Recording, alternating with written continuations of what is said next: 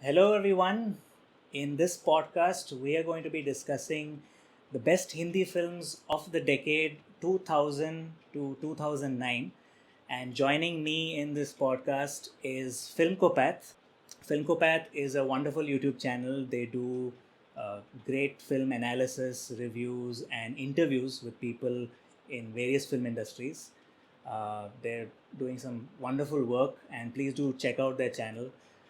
Joining me is Shubhadeep, Arnab, and Arup, who are the team behind. Hello. They are the team behind Filmkopath, and they're doing some great work. Thank you guys for taking the trouble of curating a list of your favorite films, Hindi films, and for taking the time to do this podcast. Thank you, Akshay. I think, as I told you, like right before we started recording, this is the first time somebody has noticed and asked us to talk about cinema. So it's a real honor. And I must also congratulate on you on your channel. We have gone through what you are doing, and you're actually doing exceptional work on your channel. And we really enjoy your analysis and your videos as well. So keep up the good work, man. It's phenomenal what you're doing. Thank you, man. Thanks a lot. Basically, this discussion will involve a list of films that I have chosen and you have chosen. And this is not a ranking. It's not like a top 5 or top 6. We're not ranking any film above the other. It's just films that we felt were, simply amazing and stood out for us in that decade, 2000, 2009. So let's start with you. Let's talk about a film from your list. Okay. So before we go to that, Akshay, just letting this decade, 2000 to 2009. I mean, for the three of us, I guess this is the time where we are being what we are today, because this is the time we are going to school, we are just going to college. Yeah. So the choices we have might be more emotional choices than cerebral choices. And it's no ways to say that, these are the best films of the decade, but these are the favorite films we have in different ways. So these are not only about filmmaking, these are also about memories and so many other things. Maybe. So yeah, Shubhadeep, you can start. Yeah, sure. I think Arup, you put a really important point across, because all the movies which you're going to discuss, I definitely think they have great cinematic quality, some of them, but some of them could be emotional also, just attachment to the movies and the way we have grown up watching them. So the first movie which we think in our list is going to be Taare Zameen Par. And I think it was directed by Amir Khan, and I think Amol Gupte was the writer. And I remember there was this slight controversy about towards the end when it was decided Amol is going to direct, or who is actually the director and all that. But never mind everything.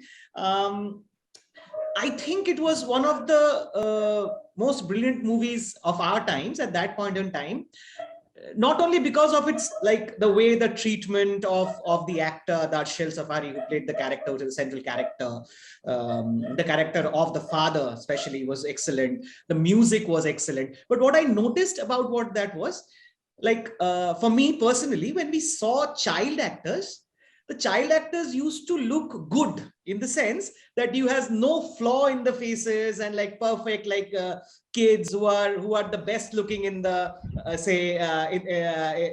of the people. When you see child actors in the movies, you have the impression that this is how they are going to look. But for the first time, I think I got to see a child actor who looks like a child actor, who looks like a child, who doesn't look like a guy who has been picked up and like made a hero of a movie. Like his facial expressions and the way he talked, the way he looked, and the portrayal of his pain altogether, and that made it very relatable to like not a lot of us suffer from like that condition, what the character of Darshil faced. Like he used to dyslexic, I think that was dyslexic. He was having that, but the way this character was treated, and the way the turmoil of every young child came through with this particular act of his, that is something which really I cannot forget. And that one song, Mera Jahan, when he is returning in the bar from the bus, and then he's interacting with everything, what's going on around him. And that was, I think it was sung by Adnan Sami, is it? Adnan Sami, I guess. Yeah. Mera Jahan. Yeah. And so that is what really touched me, that I could relate to the character at a very personal level. And and then again, like overall, when you have Amir Khan in the movie, you have Amir Khan in the movie. So and he brings in that charm, and the way the overall subject is handled. So you can say that it is an emotional call, or you could say whatever.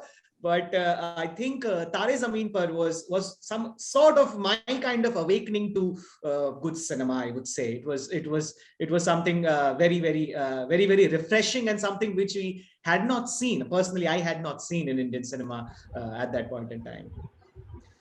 Yeah. I remember, a very interesting thing that had hit me for Taare Zameen Par early on is in the credits itself, when Darshil Safari's name came before Amir Khan's.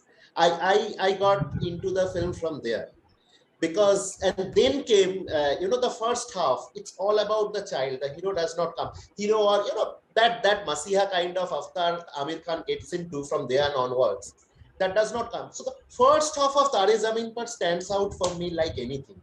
I have reservations about the second half. I might, today, if I watch the movie, don't think I had any reservations at that time. It was like I was all over it. But today, if I watch the movie with my exposure and experience of watching so many other films at that, I might have a few reservations. But that first half, I mean, that innocence, the way it was shown, the kind of time it was given for the child actor and the family, and the psyche of that, child who is, who is struggling with his own problems, and the innocence is also there. They're all getting overlapped with each other. And Mera Jahan, as Shubhadeep mentions, it was amazing.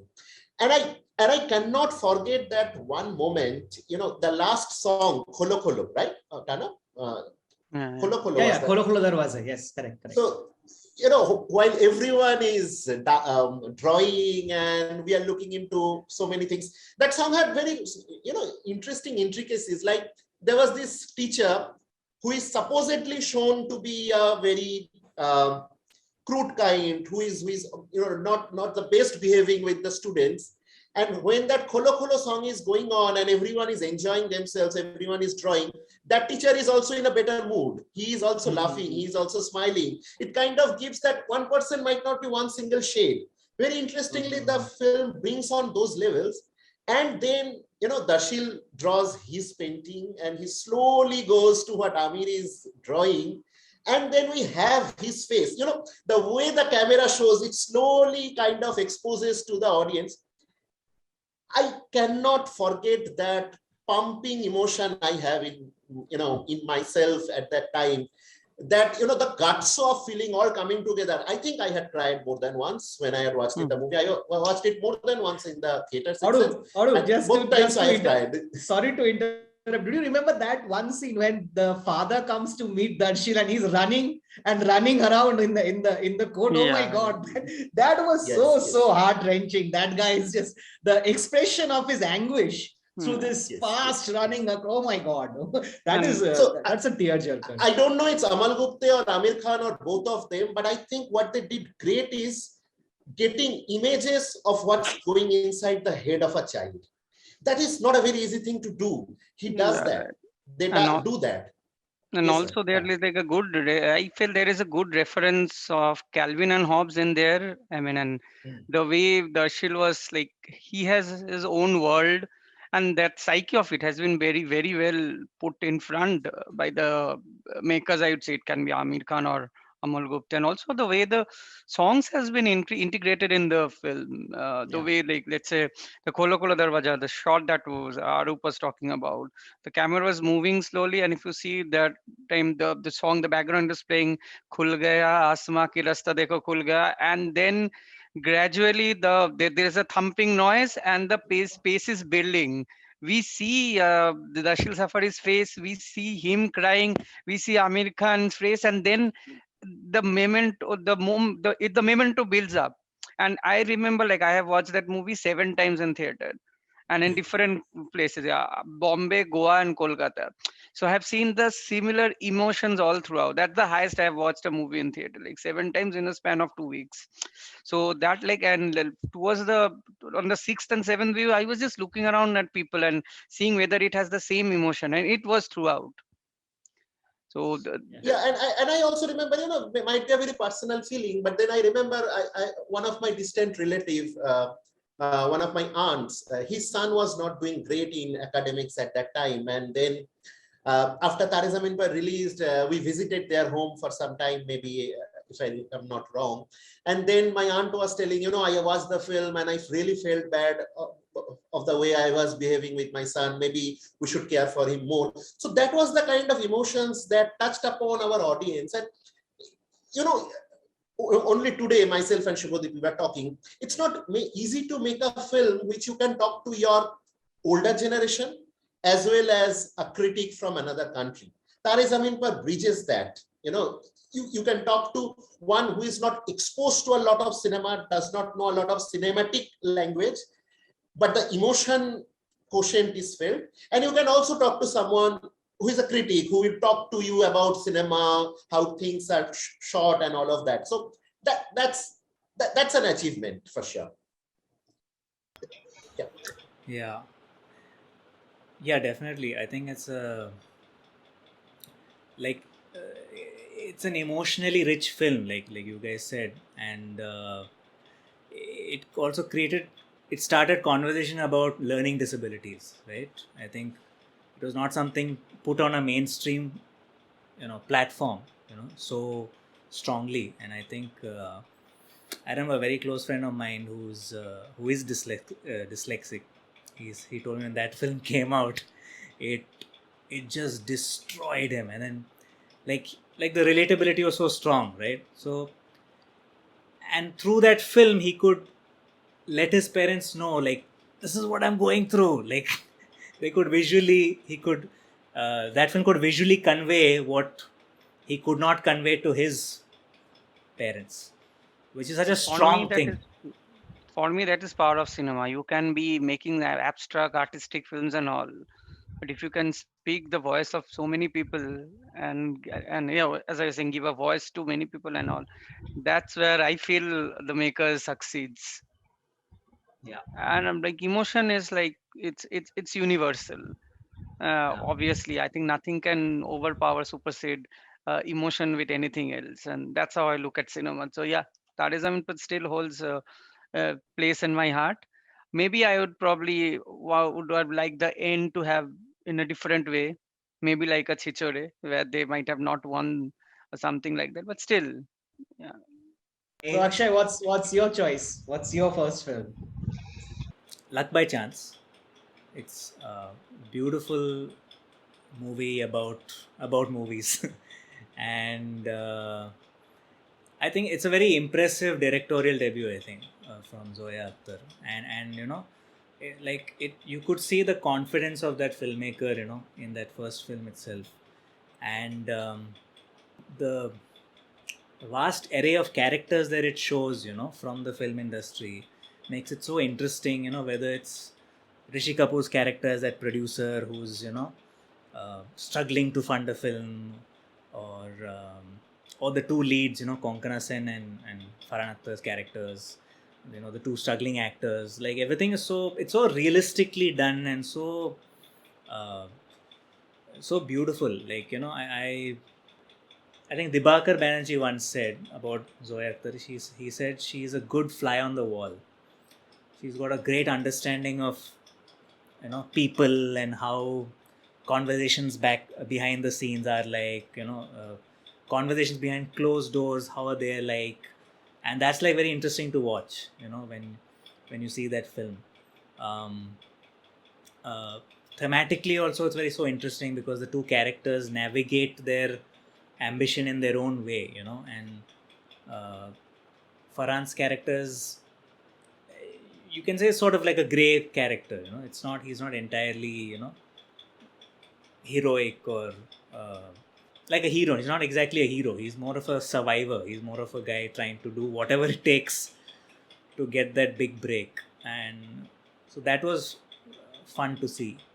Um, yeah, I like even the music is also very beautiful. Shankar Hassan Loy's, um, uh, all the like even Hrithik Roshan's part was so memorable. Like, he played this sort of established star who can like just pull his weight around, and it's almost feels like that could be something Farhan's character will be in the future. It feels like if he gets more successful and if he ages a little more, that's the stage he'll reach. Sort of, yeah, that's how I see it a little bit. Like now when I think about it, it feels like that. Um, yeah, and I think one movie which I think has a very memorable opening credits sequence, with capturing all the sort of behind the scenes crew. They like besides the director and actors, all the other guys. Everyone from the spot boy to the lightmen to the art department, the backup vocalist, like really like giving a holistic view of what a movie is actually. At the same time, it is a love letter to the movies, but it's also a nice satire and critique also of the industry. It's sort of a strange mix of the two, I think. It's a really interesting mix, and it's a great choice actually, because Bollywood in cinema is brilliantly kind of portrayed in Luck by Chance. I love the cameos actually, and the cameos are also meta. So when Dimple says, "You, how will you know what it takes to become a heroine?" Or when Shah Rukh comes and says, "Someday some hero will drop a film and an outsider will grab, and that person will grow up to be someone again in future." So those cameos having this meta connections really work for me. That they were great. And even the comedies, actually, if you remember, Anurag Kashyap is known for dark movies and all, and Yes. he's trying to teach खून खून, okay, खून को murder कर दीजिए. Yeah. Yeah, absolutely. I think Konkona what was so good. all, Konkona was yeah, so I good. think the specifically the meta level, the movie works very well at the meta level, as Arup said, and all the cameos. Especially, I loved Shah Rukh's cameo. Actually, that was so One of the wonderful for best. me, because it's not easy being Shah Rukh Khan to do that kind of a thing. Your take on yourself kind of. So like I think that, I mean, like there cannot be a video where we do not fanboy about Shah Rukh talking about Hindi cinema, but I mean, man, that man, even in that small amount of time, creates such an impact. Farhan Akhtar is so good. Even like you can almost with the sequence of the shot, you can always hear when you talk about the movie. I can almost hear "Sapno se bhare naina na neend na chana," the way it is shot. It's like such melodious take on overall. So yeah, and also you mentioned about the opening sequence. Yeah, absolutely, that was a brilliant observation. So yeah, I think And yeah, Arnav.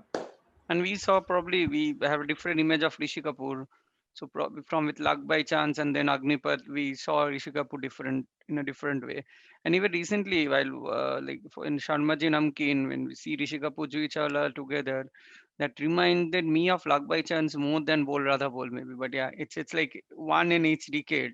The way we see how the time flies.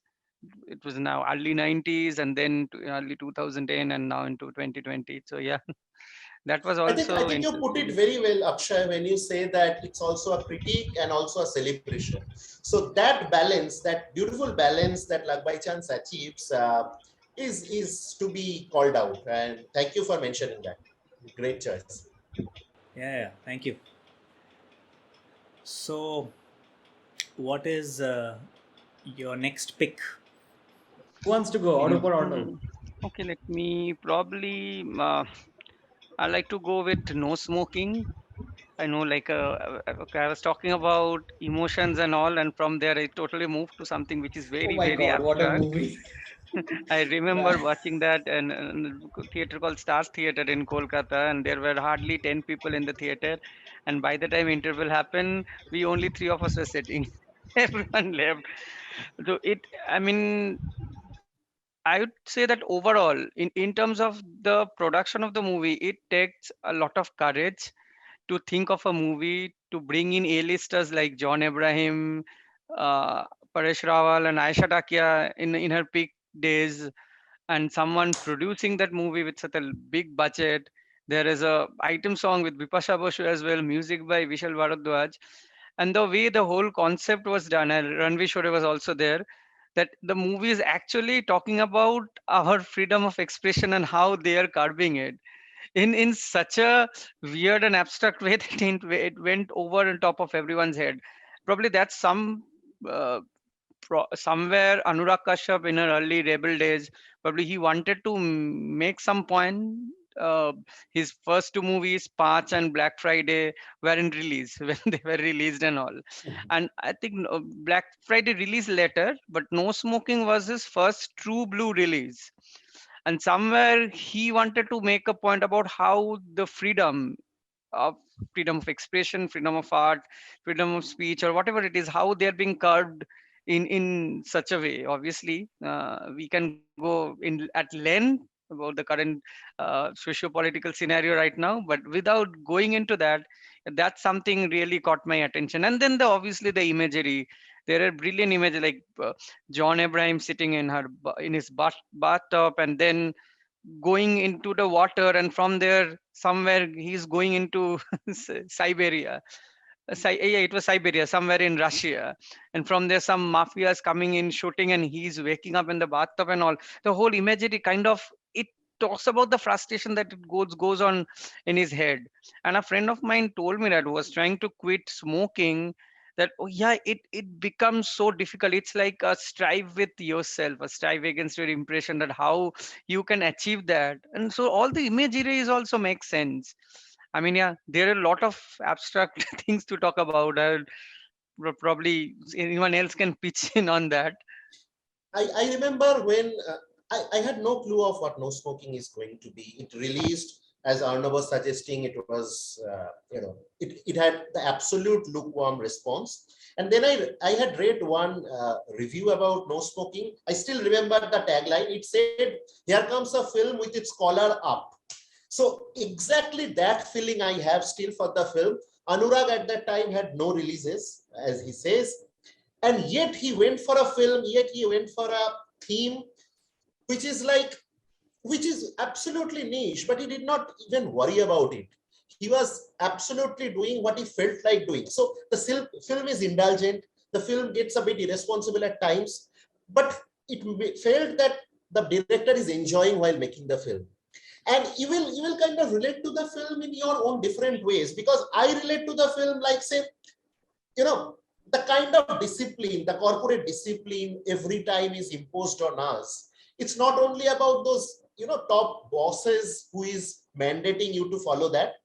They are putting it on their subordinates, and then there is a chain. The chain reaction that comes onto your life, the way it has been portrayed in the film is brilliant. Like your own friend will manipulate you to do what he is doing, because unless you do that, he feels I am being left alone. And then this whole thing grows as a chain, and then that chain you can never come out. That's what every one of us are doing. Like, we are YouTubers, and we are also in a chain. We are in the chain of what to do to get the best views, what to do to get the, immediate clicks onto my video. And even if I am thinking I might not be doing it right, I might be going in that way. So Anurag, it's back about 20, almost 20 years now, right? So he did that, and he did that so beautifully. He might have himself got into that later, but then it was so good. And there's another thing we tried to talk about that in one of our videos about Anurag Kashyap. The references, there are so many references in that film. Like, I remember there's this dialogue between Aisha Taki and John Abraham where John says, "It's your birthday, what do you want for a present?" And she says, "Divorce."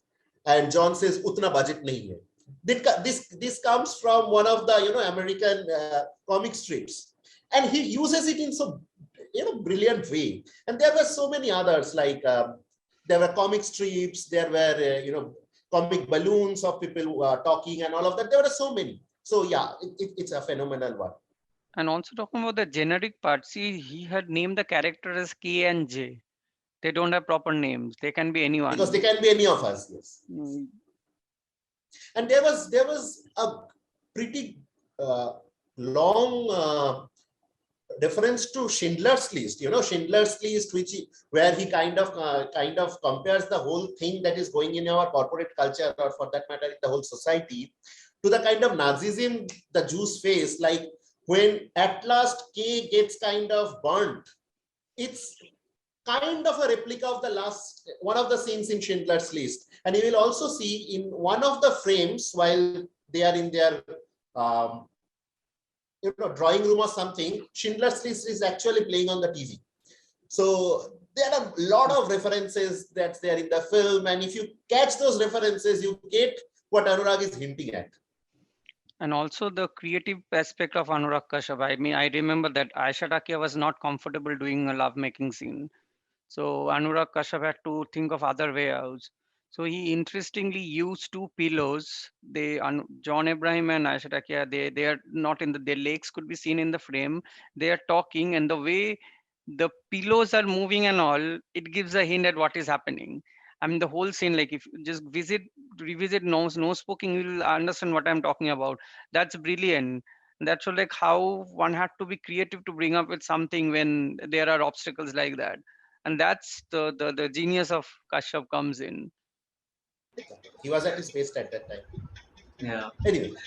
So as Arnab and Arup were already talking about no smoking, what personally for me, what happened, I'll be very honest with you. When I watched no smoking for the first time, I couldn't make head or tail of it. Like I had no idea what is happening in the movie. But then still I could engage myself, and there was something about the movie which kept me attracted to it. I don't know, was it the frames, or was it the way it was shot, or was it this intrigue neo-noir vibe it kind of had, a psychological thriller vibe which it had, which really kept me hooked. But on later viewings, what works with no smoking and why it was so ahead of its time is that it was open to interpretation. It was open to interpretation, and we as Indian audience were not ready for this narrative switch, this dream sequences, and this confusion between reality and what is real, what is not real, what is happening in your mind, what is a dream. So these kind of things, and at a full screen Bollywood mainstream movie, I think we were not quite prepared for that. And that was the beauty of it at the end of the day, to make such a bold film, which could be interpreted in many ways. Like Arup talked about this interpretation of one corporate worker. Somebody could plainly interpret it as a personal journey to quitting a bad habit, and how that bad habit actually changes you over the time, and how you lose everything in the process if you're not able to quit your bad habit. Things like that. And there is this, of course, we have to talk about Baba Bangali when we talk about no smoking. Paresh Rawal, probably, I think, one of the best performances of his career, and you will see a very 1984 vibe over here. Like he has VHS tapes of every person who has come to this Prayogshala, right? And he say, I watch all the time. And there's a very good cameo by Kiku Sharda. Kiku Sharda is somebody who is not talked about so much. He was very good, and he even questions that how can you always watch what everybody is doing. So this, again, the believability and the reality and the not so real merge together, and like bring out, if you want it's a political statement, if you want it's your regular rigor of the everyday life, you can make it whatever you want. And that is what no smoking is. It's actually one of the achievements of Indian cinema. If we talk about Indian cinema, we have to talk about how no smoking actually changed the game. I think if it would have released now, it would have been much more successful. I think we as an audience have matured a lot in the 5-10 years with the kind of movies we are exposed to. I think, I doubt that would have been successful, but yeah, it would garner probably a little more traction than maybe better. Maybe better. Yeah, the films that are crossing 240 to 50 crores, I doubt that no smoking would be successful. No. Not that is that is not what I meant. I mean moderately successful. That was a great film. And I think I heard about from John Abraham in some podcast. He said it's a film that it's one film he's really proud of. It's like one of his favorites that he's done in his career. Yeah. So I think for the many reasons that all of you mentioned, So yeah. Sorry, share that podcast link with us. I want to hear, because I have never heard John Abraham talking about no smoking anywhere. So I'd like to hear. Yeah. I'll put it in this chat. Thanks. Yeah. You're done, So, Akshay. my next pick is Bheja Fry. It's directed by Sagar Ballari, and it has Vinay Pathak and Rajat Kapoor in pivotal roles, and it's a remake of a French comedy called, I think it's called Dinner with an Idiot. So I think it's one of the funniest films I've seen, and it's uh, like it's so basic and simple in its premise. It's pretty much the entire film is in one living room. Uh, what stuns me is the way they're able to contain everything in with so much restriction, and it's a star making performance from Vinay Pathak. I mean, it's really uh, amazing, and even like Rajat Kapoor is brilliant as this cocky sort of music producer. Like both of them were cast so well for their parts. Um, like I feel it has great rewatch value. Even now, it's hilarious, and uh, you can watch it and just feel happy and just you know uh, revel in the silliness of it. Just his character, the fact that he's such such an idiotic person, and the various ways they show it is amazing. And the best part is like how Vinay Pathak is playing it straight. Like he just his character thinks in such a specific way, and he does everything according to that. But others see it as completely stupid and silly. Just that the choices he makes as an actor, all of that is just like even supporting cast is so interesting. Like Sarika is there, Tom Alter is there, uh, and Milind Soman, who's pretty good actually in this. Like I was surprised because you're not used to seeing Milind Soman play a specific character or certain part, right? Because of his strong image, as a model. But yeah, it just worked out well, and it was able to hold you in that room for the entire duration. Not one dull moment, or nothing felt like it dragged or stretched. uh, like it's like a low budget, for me it's like a low budget blockbuster. Like a big hit. Yeah, Super. so it's not a surprise now. Your channel, you kind of focus on script insight, as you call it. So it's no surprise that you will talk about a comedy, because you know what, of all genres, if there's one kind which has to be based on a good script, is comedy. Because if you take out that script part out of the comedy, it hardly survives. It might be okay for that time being, but it will never age well. And Bheja Fry is such a brilliant script. The word plays, they keep you tight. And that's the reason, even if they're not moving out of that one house, or they're not moving a lot here and there, it's just based on the to and fro dialogues that the comedy is coming out. And as you say, it's so beautifully written and everything. Exactly why Bheja Fry 2 does not work, because they take Vinay Pathak to holiday, going to another place, I think Sri Lanka somewhere they go, and all of those things happen. But at the cost of the script. The script is not tight, so they are bringing in other parameters for the audience to be engaged. So the audience engages for the first time, but the second time, when you know what will happen, you will not have that multiple viewing effect coming out, because the script was lagging. The surprise element is already Yeah. missing, and it's like you are already again going to bank on the same thing, so that maybe we can make some more money with the same idea. Yeah. So that doesn't quite work actually. Also, And Bheja Fry is here a in perfect. Bheja Fry, yeah, sorry.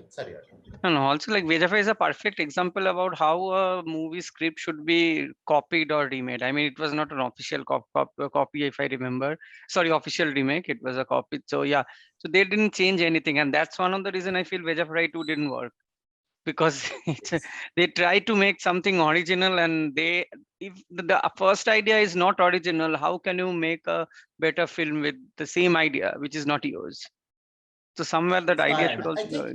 I think the way they have, kind of course, it's kind of influenced and inspired by another script, but the way they contextualize it to modern day India and the way I love the wordplay. Like, every time Vinay Patak will say TGIF and then, Rajat Kapoor's frustration, man, the looks of him and Vinay Patak, like, who is this guy?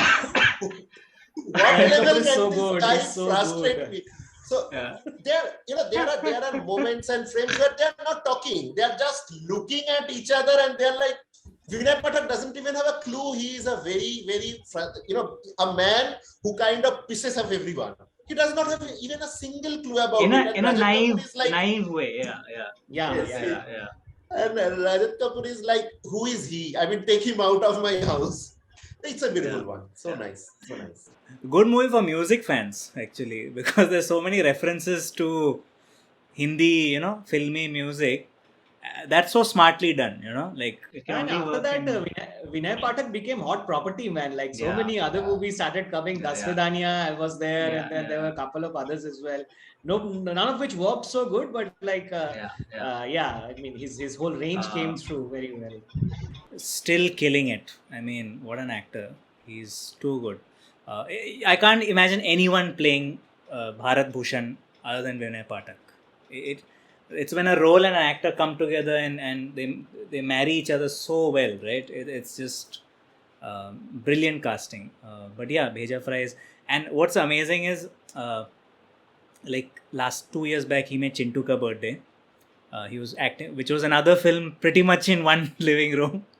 So I don't know if it's been like a secret trilogy. I hope a secret trilogy happens where there'll be some other film where he's stuck in a room at a completely different scenario. But let's see. I don't know if it'll happen. I'm just maybe they should have cast him in Trapped. Oh yeah. I know. Vinay Patak climbing walls would be interesting. Yes. Yeah. That would be an interesting choice. Yeah. I would watch it. Vinay Patak any day. Yeah. Surely, why not? Okay, so while we were talking about scripts and brilliant script, let me talk about one of my favorite movie of the decade, and that's Black Friday.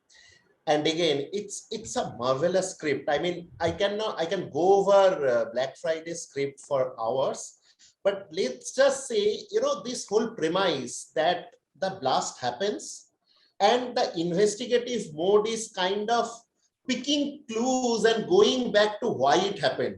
So, they start with it has happened. The climax is already there. It's in the first phase of the film. Then comes how the planning was done. Then comes who are the people who will plan. And then comes why they at all went into doing it. And then comes the Babri Masjid massacre. The prelude, so, the prelude, yes. Anurag, I mean, at his courageous base to do that this film got released eventually is a big thing. I don't think, it was easy even then. I cannot even think about today.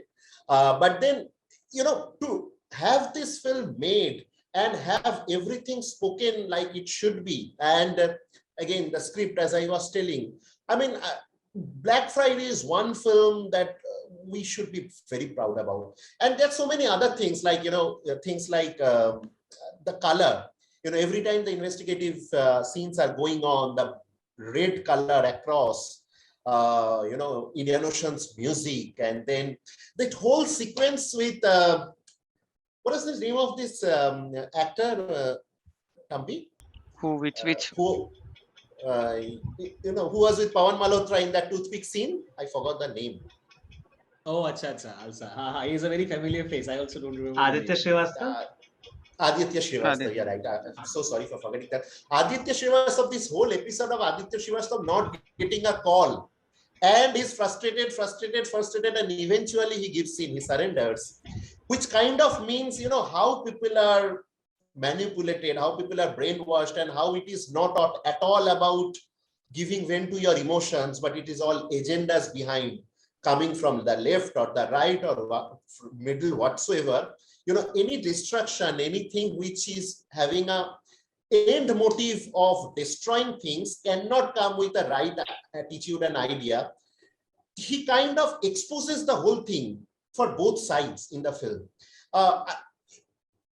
Black Friday, I don't know. Black Friday is one film, one political film. India makes so less political films, but one political film which is at its honest best, brutal, honest best. So yeah, that would be my pick. Yeah, I think like Arup, you covered everything like pretty well, and I specifically I like the way. Of course, it has a very strong script, but what is also very memorable for me is the way it is narrated, like the way the sequences are shown in the movie, and then when you deal with individual characters like that, like you are not really looking into anybody's heroism, or you are not really making somebody a messiah or somebody a super villain. You at the end of the day, you're dealing with all human characters, and you see them at their most vulnerable when some of them are going to get caught. If you have read the book, it's a brilliant book actually. Yeah, actually, It's a brilliant book, and Anurag has made a beautiful adaptation. I do not think like anybody could have done it the way with the courage which Anurag could actually do. Maybe he was new. Maybe I don't know if they can do it now.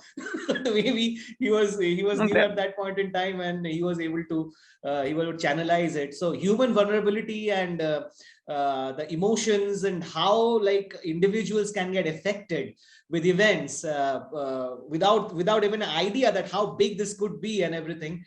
Yeah, I mean, excellent music. This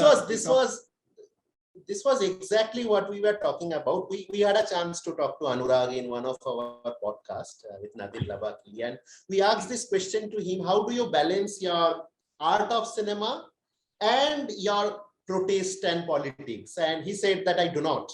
Maybe he does not do that today, or maybe it has organically come to him over years in such a way that he do not have to do. But you will be, odd when you see Black Friday that it is a political film, it is a film about taking stands, and it's so cinematic, that whole chase sequence in that, the Mumbai slums and every Dharavi area, that chase sequence keeping on going, and this person is getting all tired up and he's waiting, and, the police is also tired at the same point of time. When you have watched the police and the convict both. Yes, how many times I watched police tired? Actually, police tired. Yes, never happens. They are close to each other, but they're still waiting because they are short of breath. They're still waiting. It's cinema, it's reality, it's politics. It's a man at his best. They all come together in each frame of Black Friday. Absolutely stupendous. Small things. Like I remember there is one sequence where there is this one bomb in the scooter. Okay, so the bomb did not go off, but the bomb is in the scooter, and there is one person who is all, ye scooter kiska hai? Ye scooter kiska hai? He keeps on telling, ye scooter kiska hai? Arey bhai, ye scooter kiska hai? And then the bomb guy, the bomb squad team comes and all of that, and this person is keeping on telling, maine bola tha ye scooter, ha, maine dekha tha. So these common people, we the people, we are also represented there. That is the kind of behavior I or my family or my friends will do when I have done something, I have pointed out to something. So he is not all into, I want to show this is about a film about the bomb blast, so I will not deviate from that. He brings in everything in the frame, everything that might have happened during the situation, during this blast, they all come across. So you do not feel like you are watching an agenda movie. You feel like you are watching a movie from the perspective of the people who faced that incident. It's very atmospheric in that sense. Yeah, and very he showed two extremes. Like he had openly showed that these guys, like they're going, which is there in the book, that how Pakistan is actually training them to be the sleeper cells, militants, whatnot. And then at the same time, he's also showing the other extreme of the Babri Masjid, the penultimate scene. So he's showing both sides of this canvas and is kind of telling us that, okay, see, the sufferers are we the people. Right. Yeah, it's a very powerful film for sure, and probably one of Anurag Kashyap's best. It's not one of, it's the best. It's the best Anurag Kashyap film. Yeah, I think it's definitely up there. I remember watching it. I mean, I watched it quite a while back, but I was sort of taken aback by how dry, clear cut everything followed. No, there was no over the top drama. There was nothing. They didn't overplay anything. Everything was just so well executed, and it felt like a proper procedural. Where you're seeing these things develop, and there's no proper protagonist technically. It's just us seeing it from us seeing this entire case, as sort of an outsider, that kind of perspective. That's how I felt when I saw it, and that I felt was very, very commendable. The way they've treated that subject matter, it was really good. Yeah. Absolutely. My next pick is Rocket Singh, Salesman of the Year. I think it's a film that I feel it does not get enough love even now. Like it's quite underrated, and it's a superb film, like thematically and even writing wise. Like Jaideep Sani is a phenomenal screenwriter. He's written such great films. It's also, I think, one of Ranbir Kapoor's best performances that does not get enough discussion. I think people talk a lot about Rockstar or Barfi, but I think Rocket Singh is up there, as one of his best works. Like even not just Ranbir, the strength of the film was even in its entire supporting cast, whether it's Prem Chopra, Gaur Khan, Manish Chaudhary was so good as the boss Sunil Puri, superbly cast, and just like the ability to sort of show the office space, the corporate life, the sales world in a way that's engaging to watch, on screen. That I felt was very impressive. When I first saw it, it was so well done. Yeah. And you have to give it to Ranbir, right? Very early in his career, he was making these interesting and brave choices. So coming from the Kapoor family with so many expectations on him, it's not easy to make difficult choices. He has actually done that across his career. Even till Jagga Jasus, he was keeping on doing that. I don't know if he will do that later. So that being there, and what I also feel is Rocket Singh, is one of those early films which kind of brought content as the king in mainstream Hindi cinema. So prior to that, it was mostly the musicals, the genre films, the drama. But it was like more of a Hollywood indie kind of a film where it is about a story. It's not about a hero, heroine and dance numbers and all of that. It is about a sweet, nice story being told. And that is the hero. And the hero we have is supporting that story here. So that way, Rocket Singh is also really a good call out. Yes.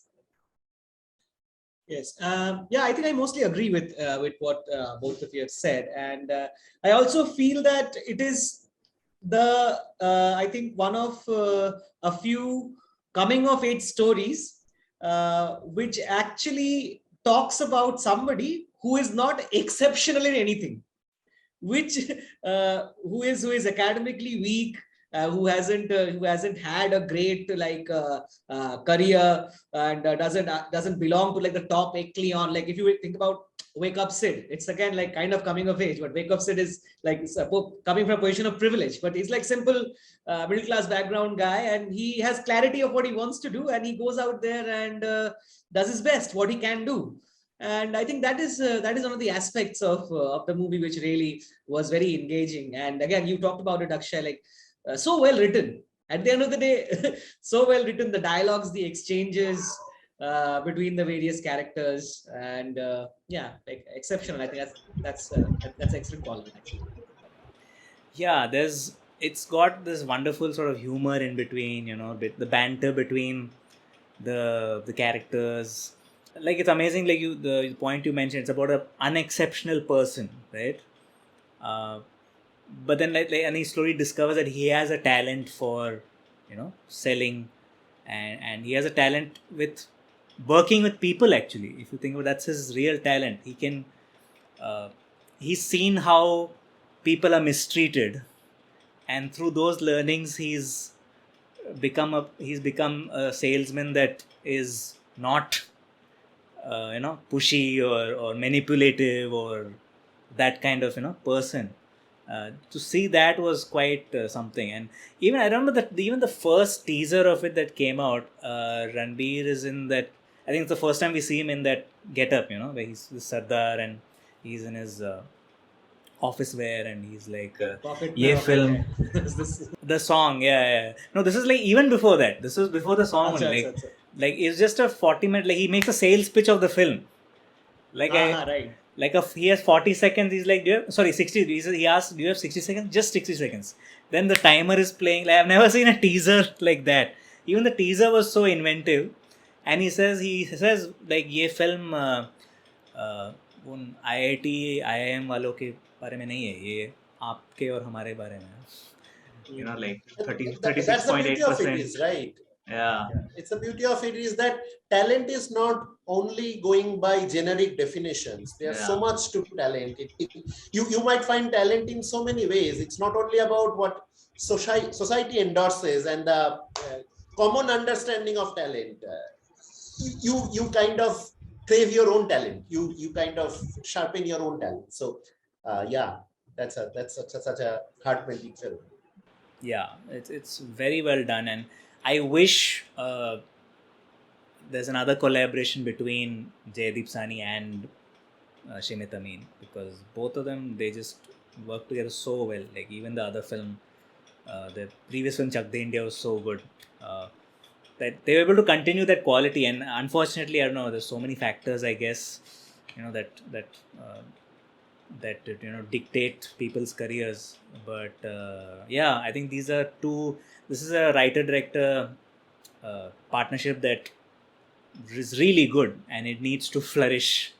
But yeah, let's hope someday another film comes from them.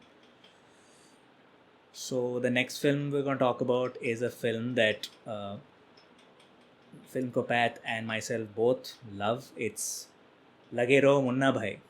I would love to know your thoughts about this film and why it's on your list. I'm a big fan of Gandhi, and I have not seen Gandhi being brought into mainstream so intelligently and beautifully like Lage Munna Bhai does. They kind of make a pop culture out of it.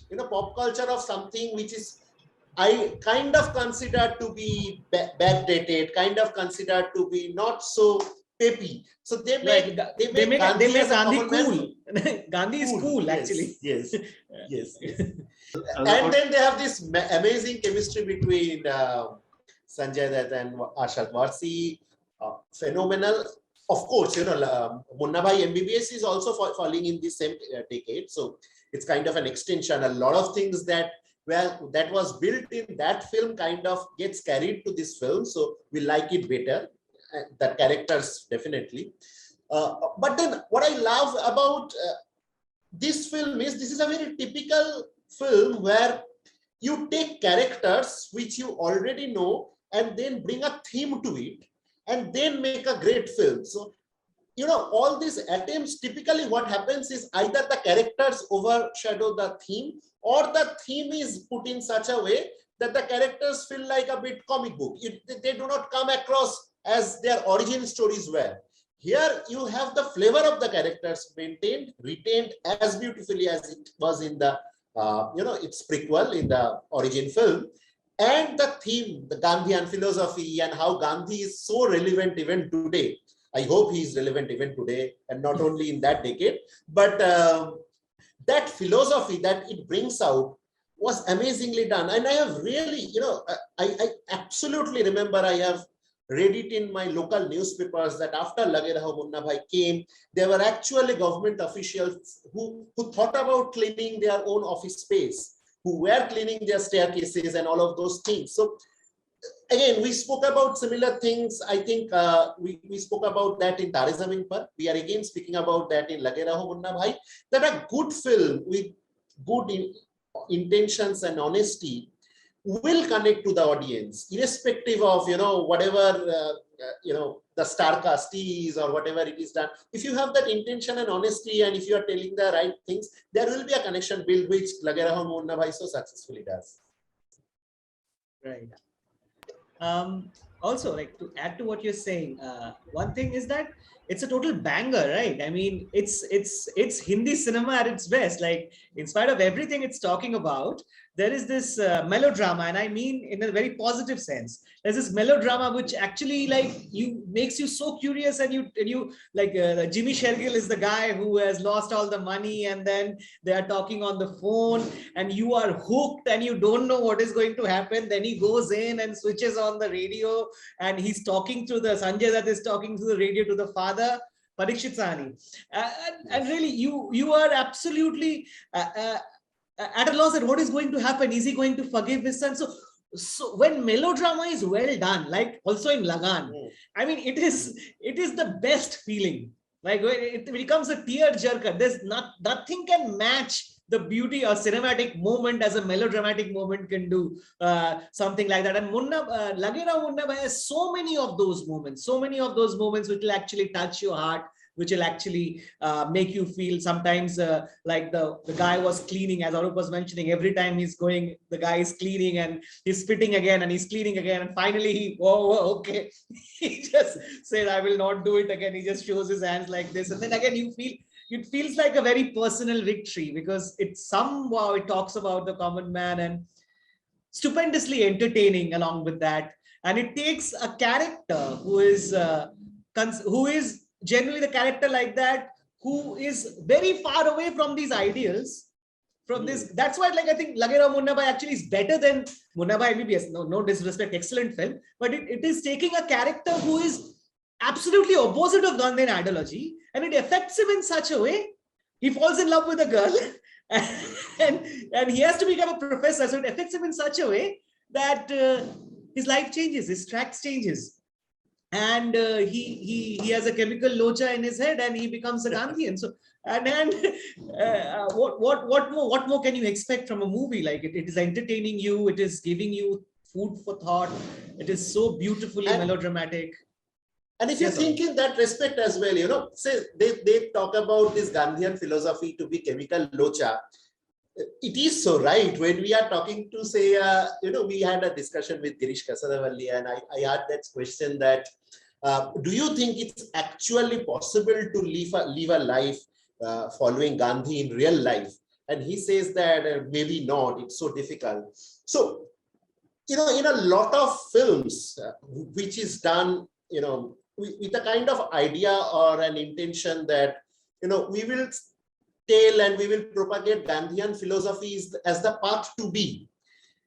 They might not be endorsed in that way, because it's not something you connect and relate to easily. But when you say it's a chemical locha, you actually think, it's a problem, but a problem which is having a right effect.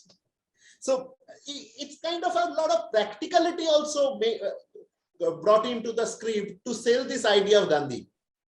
Like Shubhadeep said,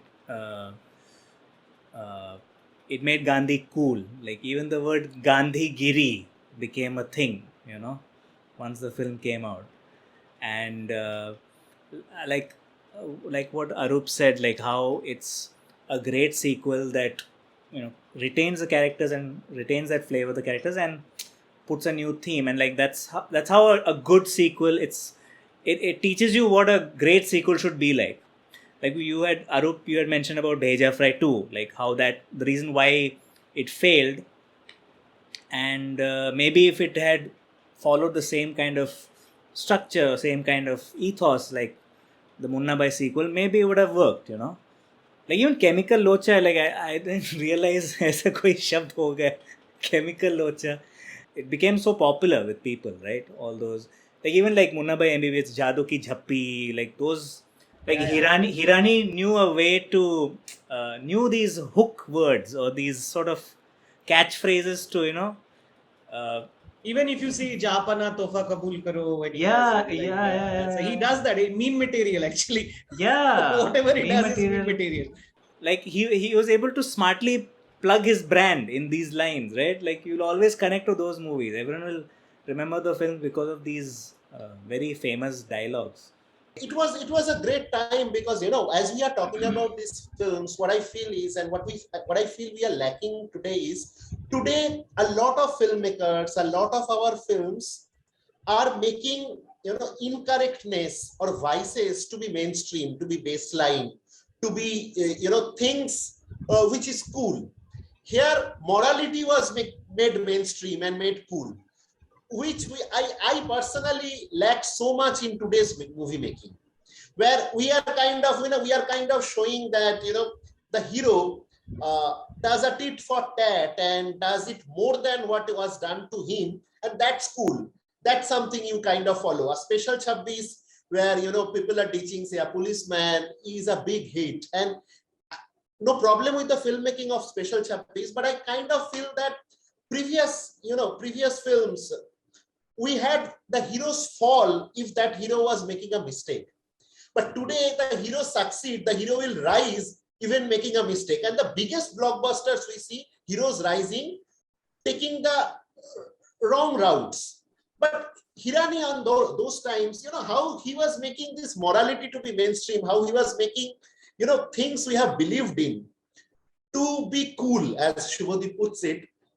That's a big achievement of the films that we are talking about. Most of the films we are talking about here.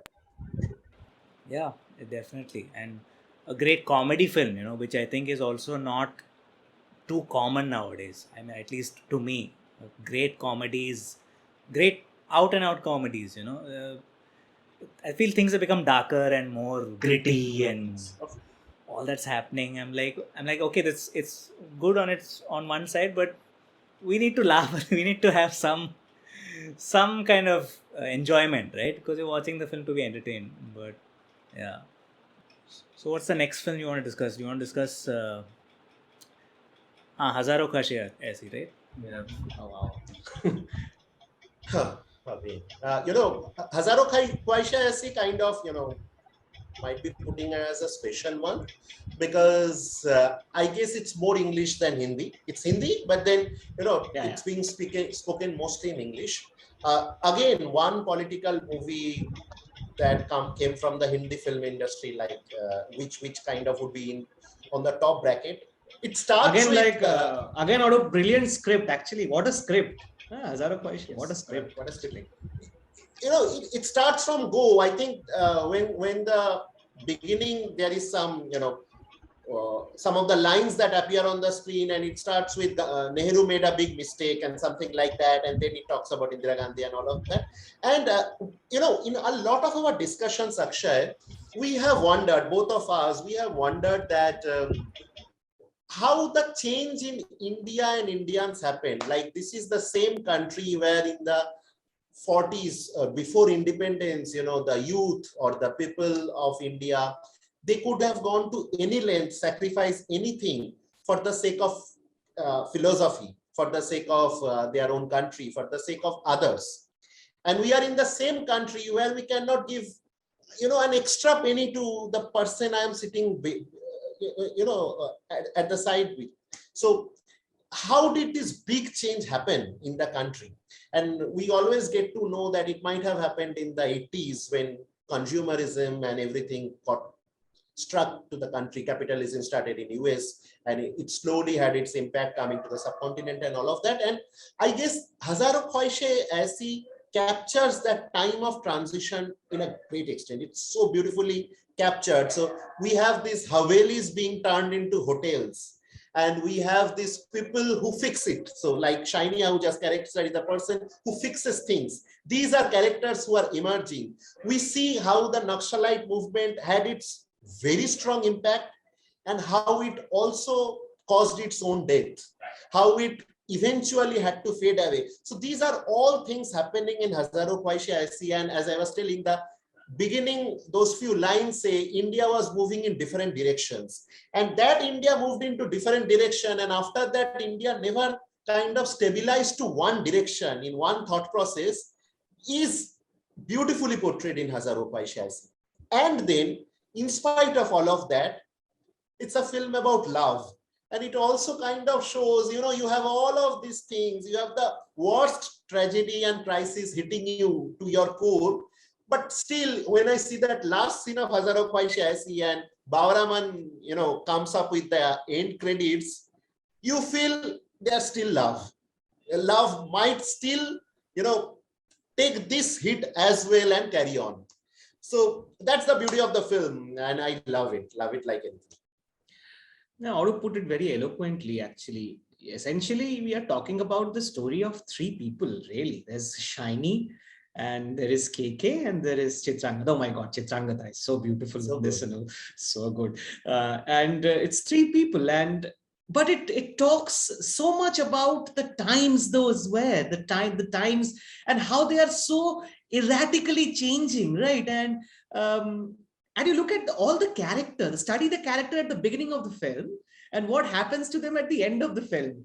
You feel the most selfish character actually ended up being the most selfless character because he actually loved. He was in love. That's what love is, right? When you're in love, you lose everything, and you become the most innocent of all. The person who wanted a different kind of a future, Chitrangada's character, she actually ends up working with small children in the village. And KK Menon, who actually was part of the movement, and he was one spearheading that one, he goes away and studies medicine. So what beautiful imagery to capture human journey, how humans are, how fickle our thoughts are, how our destinies change, and what we are and what we are not, we even do not know. And Arup mentions about the last scene. It breaks your heart, really, when he writes a name on the that particular rock, and she comes in and cups his hand, and then Swanand Kirkire is writing, and then he's singing. I remember Shubhadeep and Akshay. There is this scene, when Shiny hears that KK's character is still alive, and then he's for minutes he's in this dilemma. Will he tell that to Chitrangada's character? Because if he does that, it means this lady still goes away from him. There's this faint chance of him having Chitrangada that also goes away, and he is in real love with her, so that he cannot not tell her, and he runs to save KK. And then Swanand Kirkare's lines come, Manviye Bawra Sudbud Kho Gaya. So, that revolution for love and love for revolution, they keep on intertwining, and that's cinema. Oh my God. You can, I can watch Hazaaron Khwaishein anytime you pick me up in the middle of the night and say that you watch Hazaaron Khwaishein. I'll watch Hazaaron Khwaishein. Yes, it's so brilliant, actually. Lovely, yeah. It's amazing, like what you had mentioned, Shubhadeep, where the journey happens for the characters, right? Like, I think in any film or any show, like seeing a character arc is always fascinating. You expect them to end up somewhere and they end up somewhere else, or the seeing a person evolve. That's very interesting to watch, like in a cinematic medium. I remember seeing Hazaaron Khwaishein when I was, I think, 13 or something. Like, I remember, I think I still have the VCD of it somewhere, lying somewhere. So I remember the VCD had, it was the first time I thought, first time I observed that a film had all those festival accolades, those olive branches, and that VCD had like many festival, how do you call it? What's that called? There's a term for it, I forgot. But yeah. Right. Sorry? Festival screenings, right? Festival screenings, yeah, like selections, basically. Festival selection. Like, there were like so many. I've never seen a film with like this many. Like, I was like, ऐसा भी film होता है क्या? Like, I always thought just a film is for a theater and that's it, back in the day. Then I realized this film has traveled to festivals worldwide and won so many awards in India and outside India, in the festival circuit. It was so critically acclaimed. I think I need to watch it again to have, I think I might have a better perspective on it, like I saw it so long back, and Of course, of was course. not, When yeah. I remember I saw it for the first time, its whole, the whole taste and the whole charm did not come in the first viewing, because every one of us might be pretty young at that time. So it's only Yeah, later you realize the politics, you realize the time yeah, they're talking about, and all of this yeah, come to me. Yeah. yeah, So definitely, these are, yeah. great films always give you different feelings on subsequent viewings. It's not always that they reveal itself uh, totally in your first viewing. So that's something about great films. Yeah. And this is definitely a great film. One film that I feel is right up there in my list is Chak De India. Uh, Again, it's another film from, Jaideep Sani and Shimit Amin. A fantastic sports film. I was pleasantly surprised also at the choices Shah Rukh Khan made as an actor in that film. It's definitely one of his best performances. Uh, and even the performances of the supporting cast, like all the women, especially what's her name, the person who played Bindya Nayak, I forgot her name. I knew it. Oh, She okay. was Shilpa Shukla. Yeah, got her name. Shilpa Yes, Shukla. yes, yes. She was so good as Bindya Nayak. Like she could just hold her own in a scene next to Shah Rukh Khan, and just uh, play that character so convincingly, and it was such a great character. And all the other ones, like whether it's the character of Komal Chautala, or the Punjabi girl, what's her name? Uh, Dalbir Kaur, like the hefty, really tough woman. So each and every person was given their own kind of arc, their own kind of issue, and everything just beautifully meshes together, as the film progresses. Like it's not just a Shah Rukh Khan film. That's what I also admired about the film. Like usually a Shah Rukh Khan film is gonna be his vehicle. It's gonna showcase him, and but it was more than that. It was about these women, and like that's what I like. The film didn't stray away from the point it wanted to say. It could have easily gone into that zone, right? Because for a star of his magnitude to sort of helm that story, and it could easily just serve that purpose of propping up the leading man, but it fortunately didn't do that. It was as much a story about the girls as it was about Kabir Khan. So that writing was so impressive and so well done. And I've seen interviews where Jaideep Sani talks about his research on this film, and what he had seen, and it's sort of tragic also, because it was really him observing the sad state of Indian hockey, and like any non-cricketers were just sidelined. Just seeing all of that, I think, just makes the film even more poignant. It's just superb. If I remember correctly, even Sagarika Ghatke's character, her boyfriend was a cricketer, right? And there was a very interesting subtext about how cricket is not the only sport the nation plays. So that was very interesting, putting hockey. It's also a film about harmony. It's also a film against prejudices. It's also a film where you have Northeastern characters in a team whom we so ignore in most of the mainstream vehicles. So Even from it had a Jharkhand, lot of actually. good, even from Jharkhand. Yes, it was a film where the prime protagonist is not an Hindu. So these are things which are when you talk about cinematic features of the film, you might not think about them, but they are also add to the universe of the film. And again, looking back, we had these great films which could do all of this successfully together. It did not have to be one at the cost of the other. Right. Yeah, And yeah. so I'm talking about the beautiful the set pieces which it has, and one of them was during the match between the men's team and the women's team, and they're deciding to send them or not send them to Australia. And then this guy, this quirky character, caricaturish, that after half time they were 4-0 down or something like that, and he comes and tells the girls that abhi aur khelna hai, aur बेइज्जती karani hai. And then that, I think there was one of the characters just throws hockey sticks and the guy tumbles.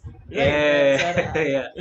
So that's such a nice set piece. And then the Kabir Khan, the character Shah Rukh plays. Sir, आप तो काफी गिर गए, खुद उठ जाएंगे कि लड़कियों को बोलूं आपको उठा लेने के लिए. So that's like you really enjoy those moments, although like it's just like for the hoots and all. Again, correct. The last scene, the 70 minute is iconic. The 70 minute hai tumhare paas, Shah Rukh 70 minute speech. That's again the final shot at the goal where Vidya is keeping and Shah Rukh's internal monologue is going on. These beautiful set pieces will actually keep you hooked and really make you enjoy the film. Other than that, I think what you've talked about the other movies also, but this also had an impact on Indian hockey actually.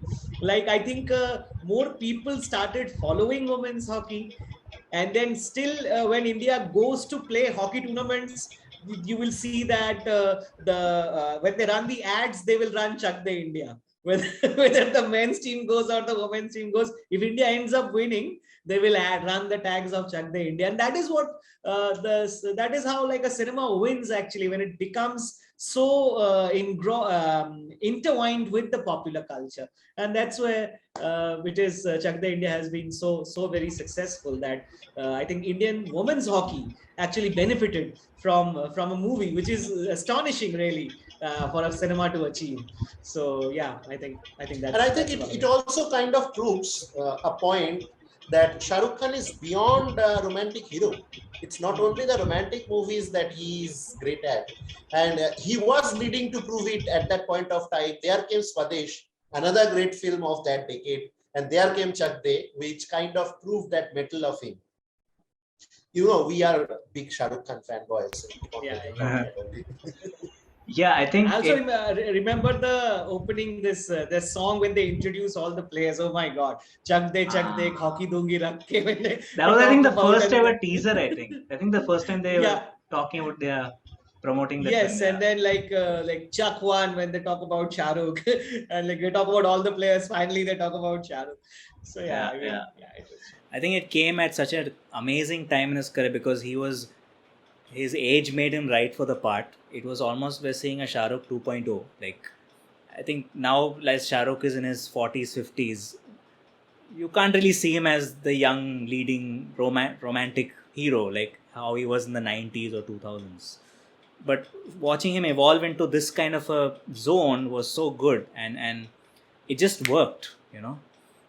He played him so well, and you're seeing a kind of performance you've never seen him play, before, which is amazing when you cast an actor and a role and you tap into his hidden potential, his or her hidden potential. It's so many examples like that, right? And like you said, it's relevant. I think it's even now relevant. Like even the last Olympics, the men's and women's hockey team, they nearly got a medal, but they performed, quite well compared to how it was before. So men's team won a medal. Women's team could not win. I think men's team won the bronze. Women's team was just very close to it. Yeah. Right. So that's definitely. And they were referring to Chak De India and Shah Rukh Khan in the tweets and all of that at that time. It was fun. Yeah, it just shows the greatness of this film. It's phenomenal. It's a classic sports film with all the tropes you can expect, but still done so well in a fresh way. That's what I like about this movie. Music is exceptional actually. Kuch Kariye in the Delhi morning. Yeah. You have the cinematography. The India Gate is behind, and they are all running. It's brilliant. Every song actually, every song was very. It propelled the story actually, as you hear it. When there's Maula Mere, Lele Meri Jaan, all of it, even the title song, obviously, Chak De, You see, while we were discussing, it's not that myself or Shubhadeep, I think Shubhadeep also did not watch these films very recently. We have watched this film maybe, 2-3 years back. Maybe Lagaan I had watched last year. But then the rest we have watched quite a bit, quite some time back. But they have left such marks on us that when you talk about it, it feels like we have watched only yesterday. And those scenes, those emotions, those watching these films for the first time, those emotions come back and you talk from those emotions. You do not talk cinematically, but you talk about, that you chase those emotions you had at the first viewing. So that's the nature of great film. They give you emotions more than they give you facts or they give you, academic qualities of it. Yeah, that's true. Let's end this discussion with the final film to talk about. And this is a film that it's on my list and Filmkopath's list. It's Lagaan, released in 2001. I think there's no need to introduce or explain this film. It's such an iconic film. I feel it's my personal favorite. Like, it's my all-time favorite film, actually. It's inspired me the most. It's one film that's inspired me the most out of whatever I've seen. I feel it's a film that excels in every department, like the story, the writing, the acting, the background score, the songs, the cinematography, the production design, like every technical aspect of it is so well done. Like, it's such a complete film in every sense, the story is something we've sort of seen over the time. It's a underdog film. It's an underdog story, but set in such a very interesting context, in the British Raj, and how Ashutosh Gowariker has replaced weapons with the bat and ball. It's like a great metaphor for our our fight for independence or freedom. But I don't think I don't see it as a patriotic film, though. Like, I see it more as a film which is like about the triumph of the human spirit. That's my biggest takeaway when I saw the film. I think it's just outstanding. I wish it won the Oscar when it got nominated, but these things happen. But it's like so good. It's definitely a timeless classic. Like, it'll continue to be one, many years down the line. And it also talks about inclusivity without hammering it. The whole team, if you think of it, that's what I mean. It's still relevant today. The discussions and everything. They brought people from different caste, creed, religion, and whatnot. So that way also they wanted to make a point about the song that talks about Baar Baar Ha, right? Yeah. 5 मिली तो बन गई मुट्ठी, where they talk about that unity, how they can defeat their enemy and all. So that's also something which I don't think any mainstream Hindi movies spoke about that at length without getting into too much of maybe gyan and all during those days. So that also it's still relevant today if you think back. See, I watched Lagaan. I think Tampi might have done that as well. But I watched Lagaan on the first day, first show. I was on third day. So I beat you there. So first day, first show Lagaan, and if you remember, they never told or never kind of disclosed it is going to be cricket and everything. They used to show Ghanana Ghanan, they used to show just a coin which used to be flipped, but you have no clue that it would be a coin for a toss. You might have thought, it's in ancient India and all of that. So Akshay, that feeling, Lagaan, you are watching for the first time, slowly it's revealing this is happening, and then Amir Khan stands up and say, Shart Manzoor hai. That feeling of Gatso again, and then the whole match, the last 1 hour, a bit more than 1 hour, I guess. I mean, we felt like we were telling to Courtney Howard last day, it felt like we are in a stadium and people were jumping and everything. Those kind of feelings that you get in a stadium when it's a closed match, that is what. everyone knew, yes, this team is going to win. It's not about not knowing who is going to win. It's about those swag of, hitting the runs or getting the wickets or turning off to one of the Britishers and telling we can do that. And what I feel is, I might be wrong, or what I feel is, our nation has always been built on this idea of non-violence. We have had Gandhi as the father of the nation. But whenever you see, apart from say a film relating to Gandhi, whenever you see a film about patriotism, you see a film about nationalism, see a film about defending India, it is about fights, it is about violence, it is about going and beating someone and then proving your point. Lagaan might be the one team. Lagaan might be the one film. Recently it has changed a lot, but yeah. Recently it has changed. Maybe Newton, you can say it's a patriotic film. Chak the India and all are patriotic. Yeah, but that's more about between yourselves. I'm talking about, you defending your country to another nation, a foreigner. Chak the India. Yeah, so Lagaan was perhaps that one film where you do not use swords and pistols to do that, but you use cricket and basic courage that we can do this. So it stood out to me like anything for that. I mean, I personally feel a lot about Gandhi and non-violence and all of those things. And Lagaan is that film which does not make you feel that if you are non-violent, you are not brave.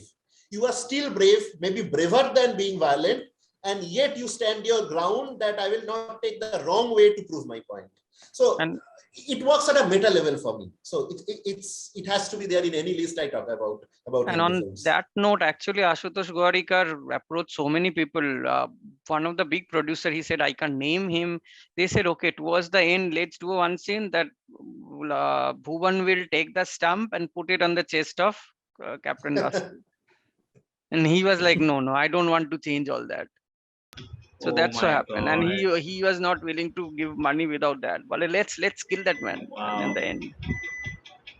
Good that Ashutosh Gowariker stood by what he believed. Yeah. It's a subject matter. At that time, it was such a big step to take, right? Just to make a film like that. I mean, now if Lagaan came out, it would have been probably a mini series on OTT. A film of that length and that scale, I don't think it would be tough to get a theatrical release. It's a fantastic sports film. Like even the way they've captured cricket, was just phenomenal. There'll be endless discussions about Lagaan, but yeah, it's definitely a classic. Absolutely. So that was our discussion. Thank you, Shubhadeep, Arup. Thank you, Arnab. Thank you, all of you, for joining this podcast and talking about your favorite films from the 2000s. This was a great conversation. I enjoyed it. I was, thrilled to just hear all these insights all of you guys had. It was really good. Thank you so much. Thank you, Akshay. Thank you as well.